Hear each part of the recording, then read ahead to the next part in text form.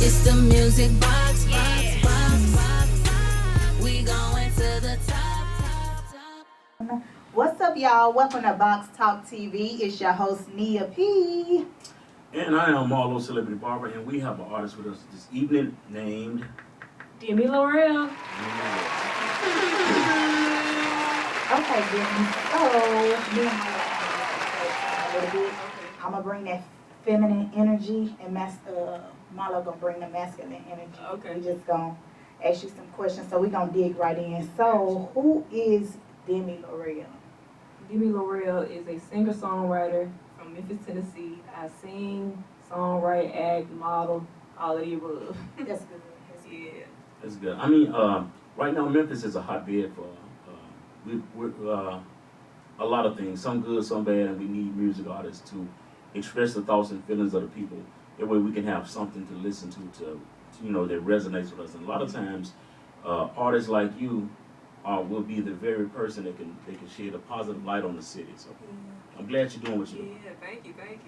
That's good. So, what would you label the genre of music that you're in? I would have to say pop and R&B. That's good. Yeah. I would like to branch out to other genres as well, though, because I don't want to, just place myself into one box, into one genre. So I would eventually like to try them all. And if you could compare yourself with any artist, what vibe is it giving?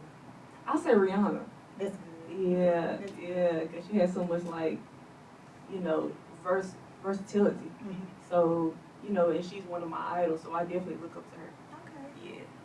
So when you first get started, what influences did you have that made you go into the studio that made you want to produce music? Yeah, so, my family, I have a very musical family.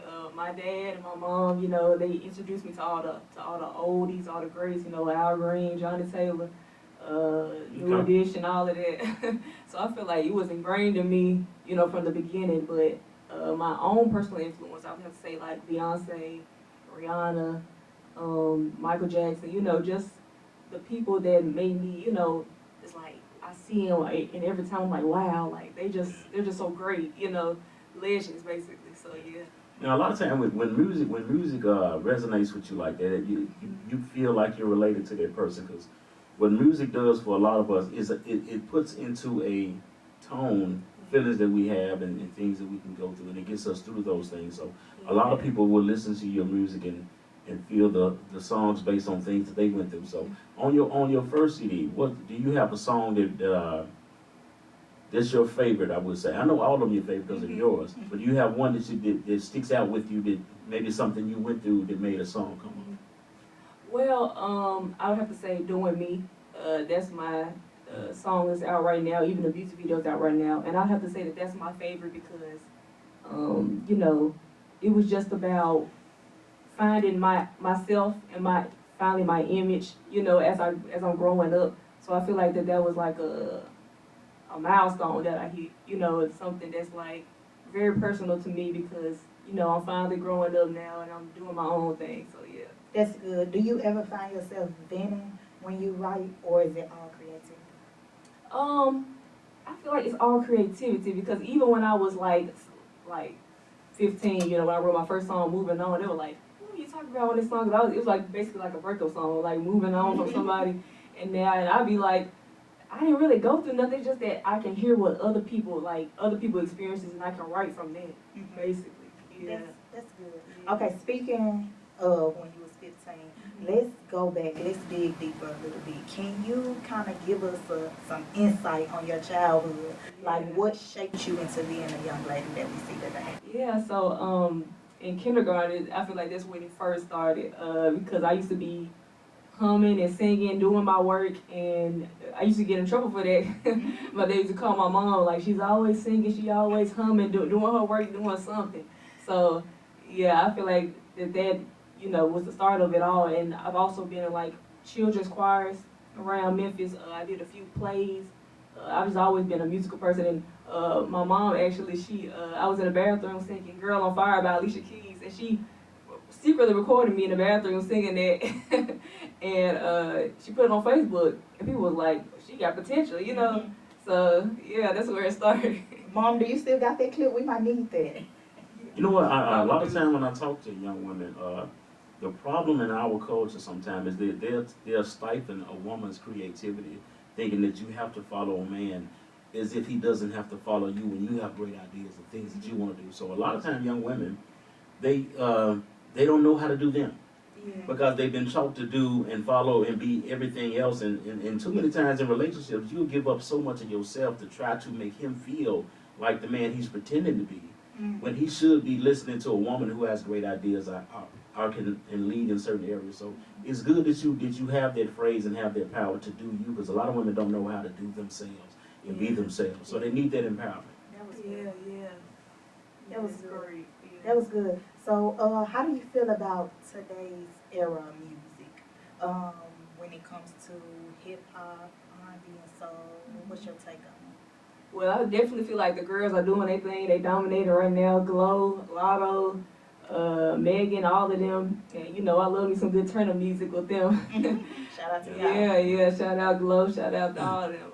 I would love to work on a song with Glow one day. Keep that in mind. But It's gonna happen. It's definitely Yeah, gonna happen. yeah. Glow one of the people that she does like to work with Memphis artists. Oh 'cause yeah, she does- seems really is sweet. supportive. Mhm. That's because she comes from a background where she understands she didn't have a lot of opportunities. Right, She right. takes great advantage of those opportunities, and she has a good spirit about it that glows through her music.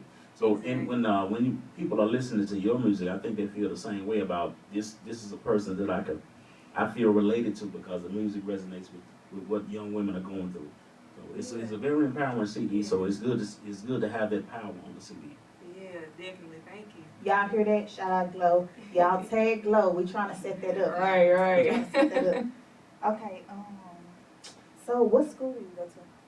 Well, I'm going in my sophomore year of college at University of Memphis. Okay. And you major in it. I'm majoring in film and video production. How's it going? Well, I had to take a gap year, but I'm going back this fall. But when I was there doing it, I really did enjoy it. You know, learned about different medias, you know, TV, television, social media, newspaper, you know, stuff like that. They'll give you the basics on.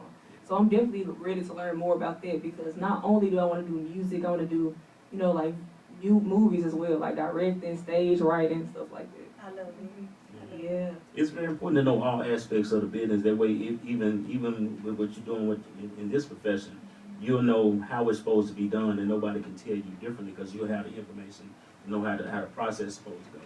I think a lot of times when it comes to the music business, they forget that music is a business, and you have to understand the business portion of it Oh, as well as having good music. Definitely, yes. What's the pros and cons in this industry? The pros, I'll say, you know, doing what you love.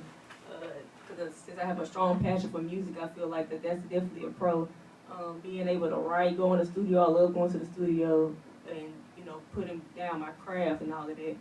I feel like the cons, there aren't really a lot of cons. I'd have to say that sometimes, you know, you can get unmotivated by stuff not happening as quickly as you wanted it to, or, you know, just, you know, because you're going to hear a lot of no's and, you know, just, but just making sure that you stay on top of all your stuff and, you know, don't let anything unmotivate you and be disciplined, basically. You know, I've seen artists who put out songs and they thought this song here wasn't gonna hit because they put it to the side or they didn't feel it at the time. And sometimes songs have seasons where it might be a song that you didn't know was gonna do as well as it's gonna do, and when a season comes, it'll be a time for that song to flourish and do what it's gonna do for you. So don't give up on anything that you put out, because you never know, it might not be the season for that song, but there's gonna be a season for that song will be perfect. Yeah, definitely. So often when we interview artists, they say that they don't really listen to other artists because it play an impact on their sound. So they start sounding like them when they get in the studio. Do you have any experiences like that? Oh yeah, definitely, because it's like whenever somebody asks me, did you hear the so-and-so new album or this? And I'll be like, no, I haven't. Like, I don't know. It's like I don't really listen to other people. I do, like, because I have my favorite songs that I listen to, like, every day. But it's like listening to new music, like, I just really listen to a lot of beats mostly. Okay. So, that makes sense. yeah. That makes sense. How's your support system? Oh, it's great. I have my mom and dad, you know, supporting me. Well, really my whole family supporting me. you know, all the way. You know, I couldn't have done without them. You know, they always getting on me, but you know, it's for my benefit. So, you know, I really love and appreciate them because, you know, a lot of people don't have support. So I'm just very grateful. And the thing about support is a lot of times God will put a gift in a person to bless everybody in that family. So a lot of times the support that you get is like I have relatives because I could hear, and I have cousins that sometimes come, man, I'm a little short, and it's like and sometimes you have to be that person that strength, and they'll strengthen you in other ways that you may not realize at the time. So everybody plays a part. So in the music game, I teach all young artists, teach everybody what their portion of the business is. So they got to participate in the process. So everybody, so even supporting you, what does that mean from cousins and nephews? They have a job to do, you know what I'm saying? So you have to be protected. And then not only protected physically, you're gonna have to learn how to read energy. Whenever you step in the room, your spirituality got to be to a point where you can read energy and understand there's gonna be people that don't like you. Never question why they like you. If you understand what the spirit is doing, their spirit don't supposed to like you. If they have an evil demonic spirit and you come in with that God in your heart, they don't supposed to like you. So you should go through this process understanding there will be people in backlash and people that are pushed against you. But the push behind you from God gonna be better than anything pushing against you. So you just gotta keep going forward. And understand there's no cons that you haven't reached yet, but they're coming. And understanding they're coming. And don't be disappointed when people don't do things that they're supposed to do. Just you have to understand it's a spirit in that person that's bothered by the spirit in me. So you just got to keep going forward no matter what you're doing. Come on, Yes, so great advice. Thank you. Yes, when it just to piggyback a little bit on what Marlo said, have you ever discerned a spirit in somebody that was in opposition to yours?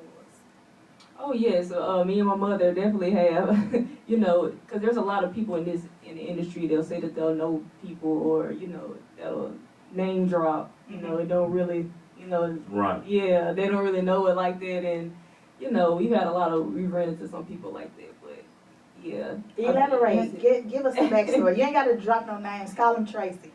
Yeah. So. What it was, Tracy? Yeah, so okay, I call him Tracy. Okay. Since that's the name. Yeah, there was like name drops that they know celebrities, you know, like siblings. Like for example, this person said they knew Nick Cannon's brother, and it's like, what does Nick Cannon's brother have to do with Nick Cannon? You know what I mean? Right. So and then you know just they'll just name drop people, and then name drop people that's like older, you know, not saying that they don't have like connections or anything, but you know, they're not really relevant right now, so it's like, you know, but yeah. What, being competitive? What, this person was being competitive or something?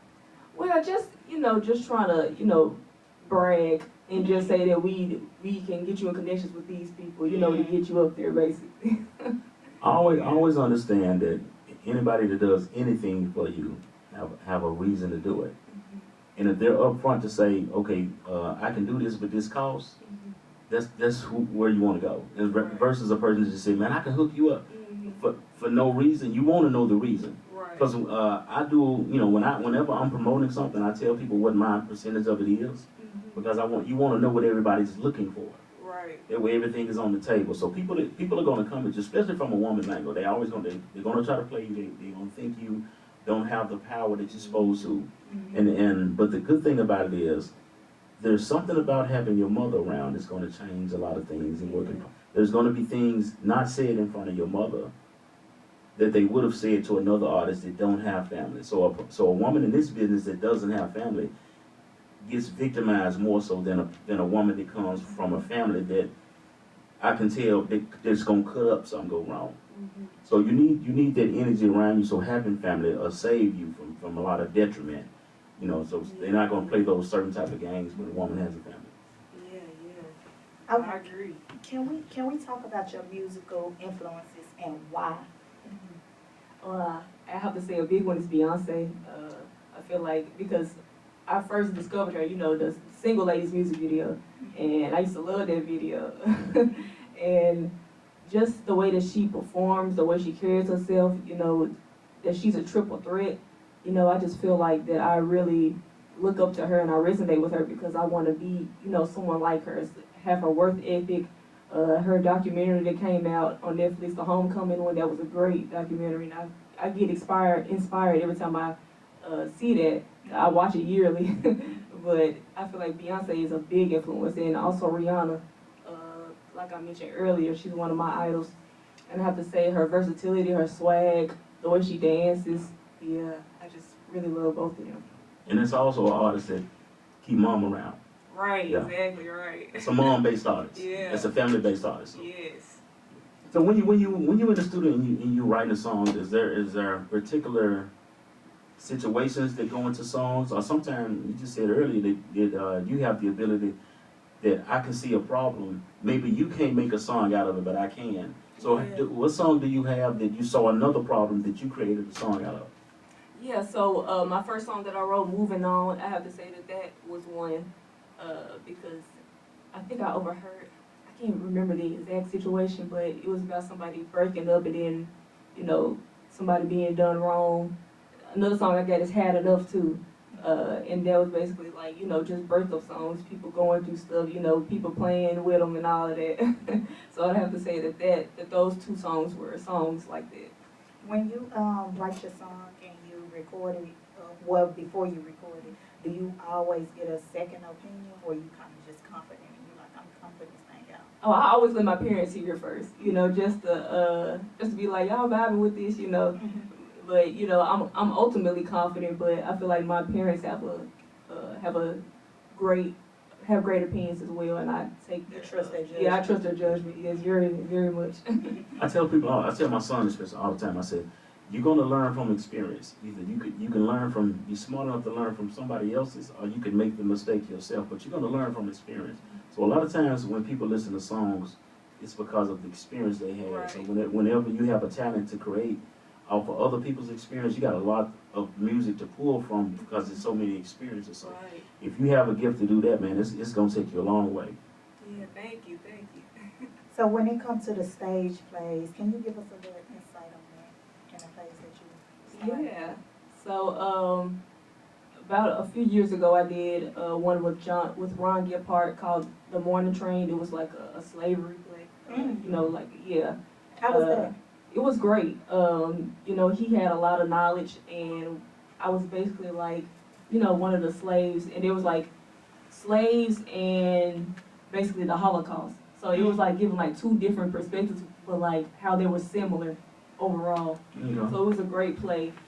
Yeah, that was a great play. And at First Sight with Ruby O'Gray, I did a play with her, and it was that was great too. It was about you know, church and just people, you know, that have problems outside of church, you know, just, you know, that everybody sins, you know, and everybody has their demons basically. Right.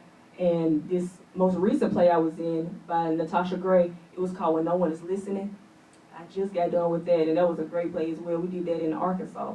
And it's Okay. basically about parents listening to your children, you know, because people think that just because kids don't have bills or they don't have, you know, like the hardships that adults have, that they don't struggle, which is not true.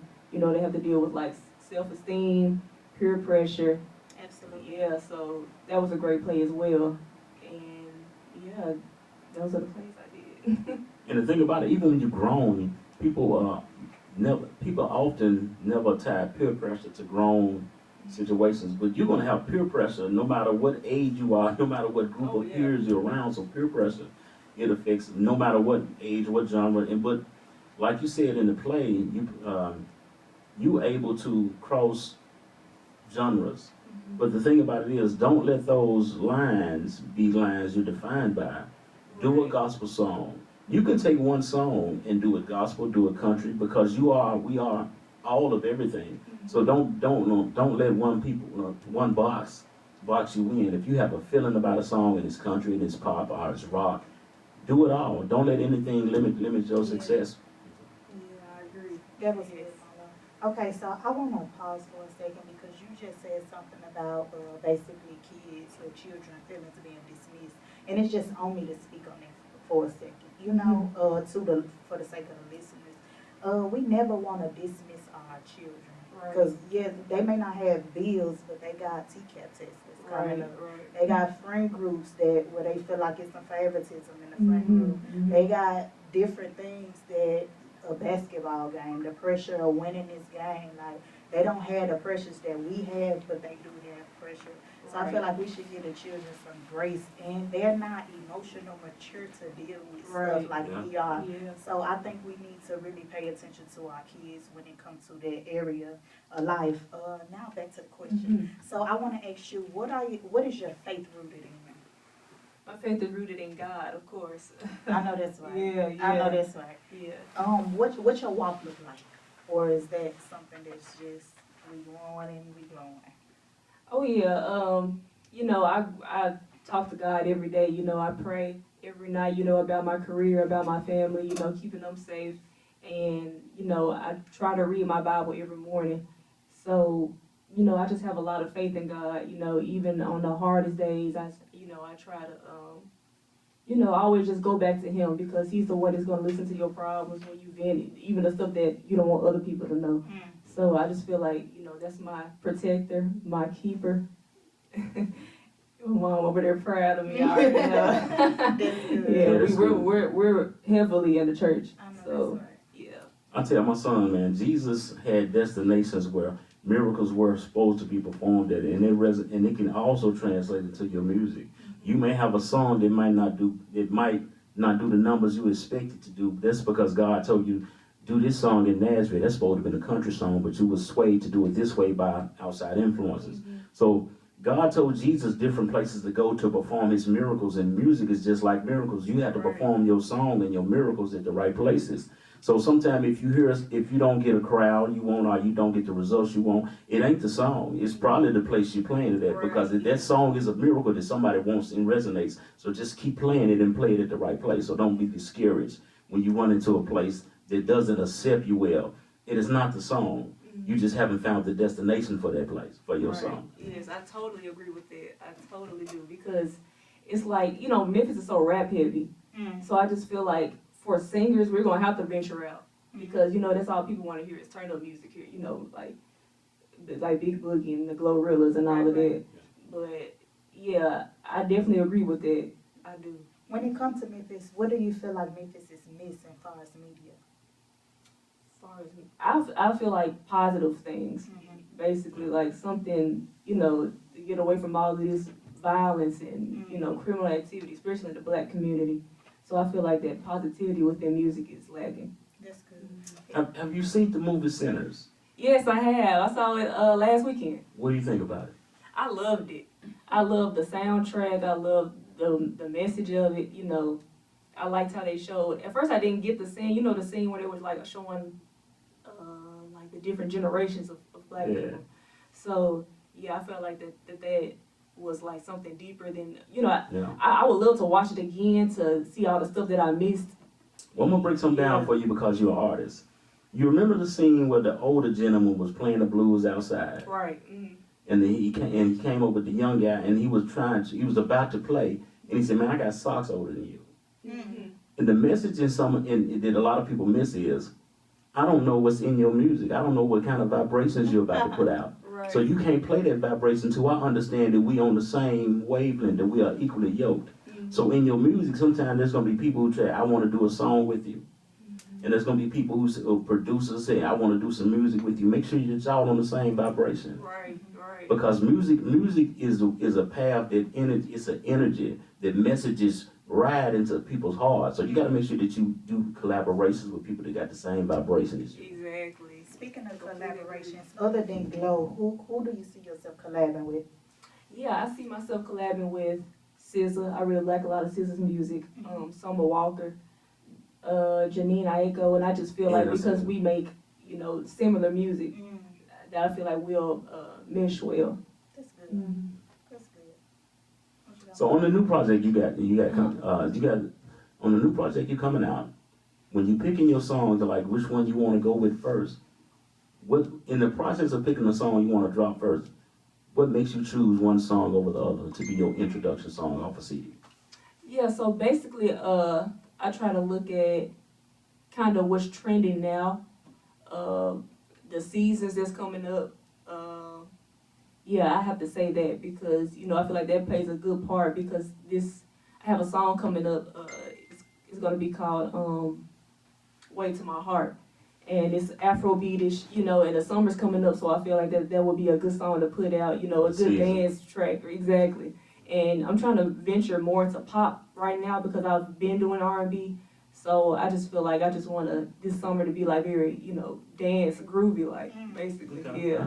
Something to play on the boat when you're on the water. Exactly. Okay. Have you been on any vacations this year?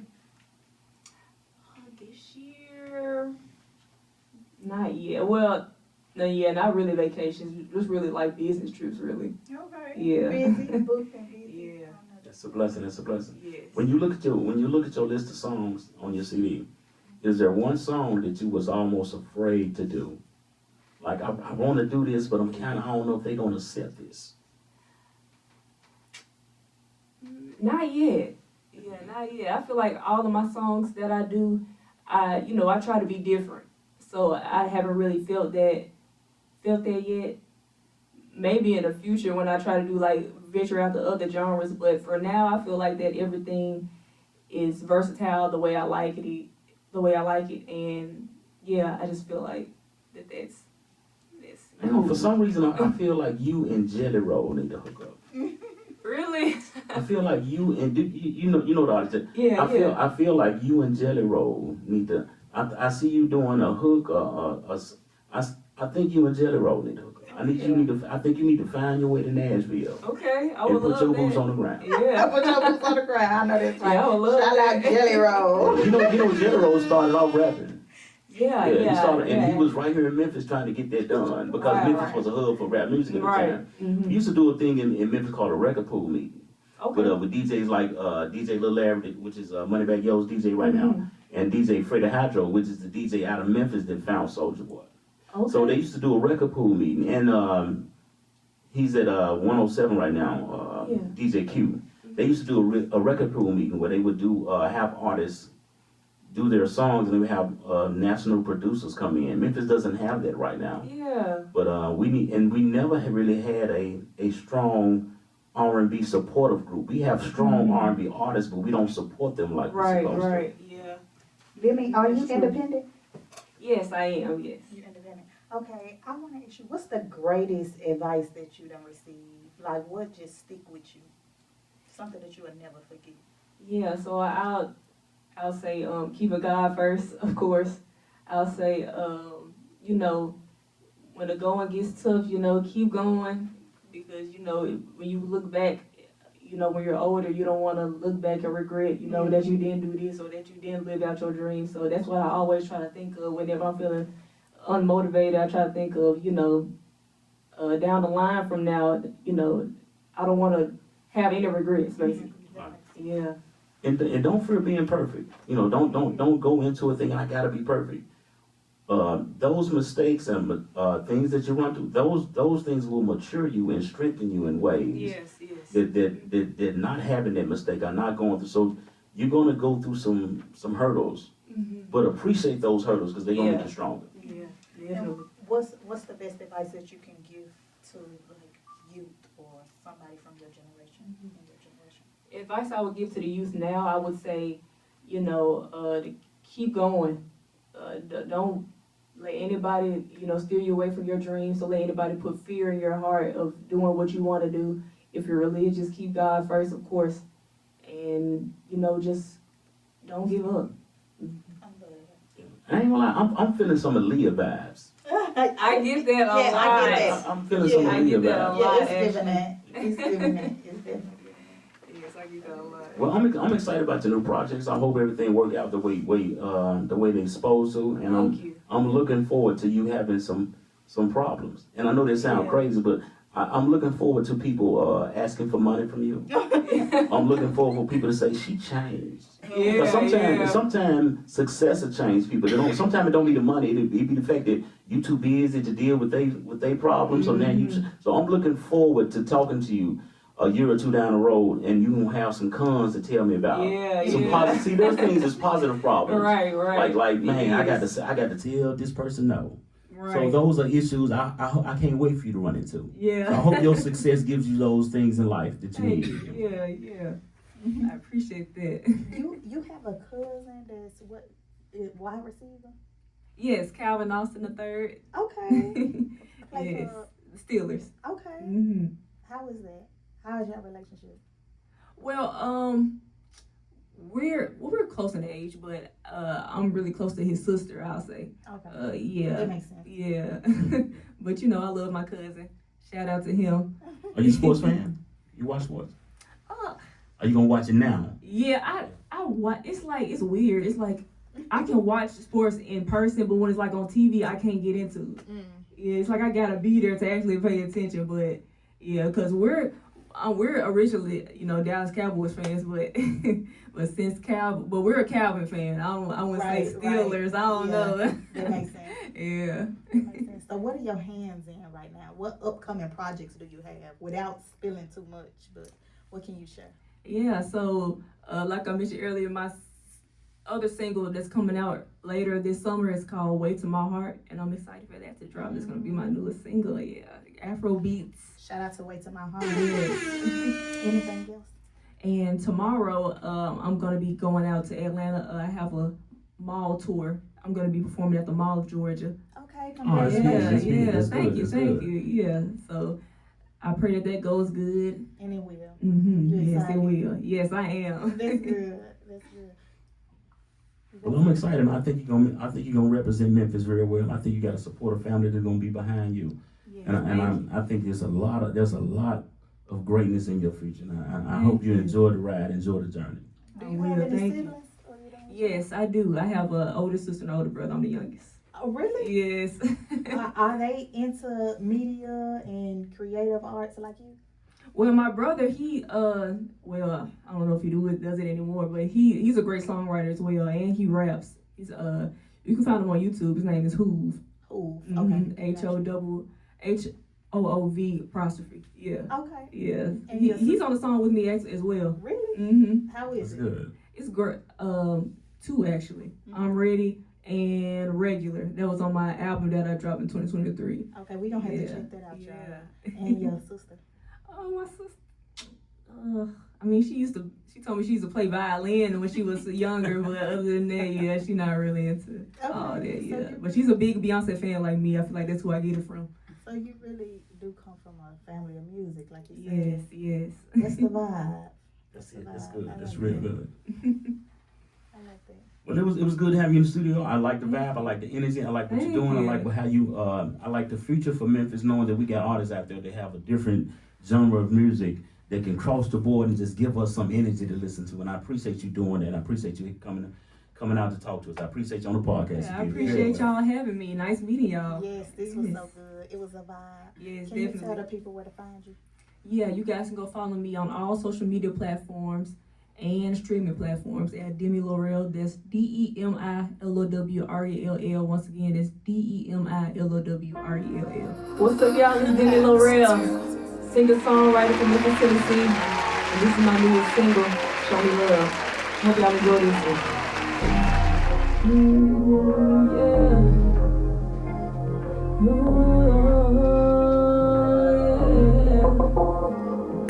You think you the right one? Well, come here, tell me some. I don't really care what you say. Just need the hurt to go away. Someone that won't run, don't want just anyone. I'ma need you to stay away if I'm not the only one. Let me know if I can trust you. Let me know the love is true. So my heart won't be afraid. You made me love somebody new. I ain't like you, my prey.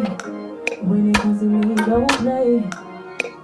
Love doesn't fade away, so just stay. Show me love. I ain't giving up. Yeah. Show me love. I ain't giving up. You caught me off guard. I wasn't expecting all of it. I was not. That was good. That was good. You are so talented.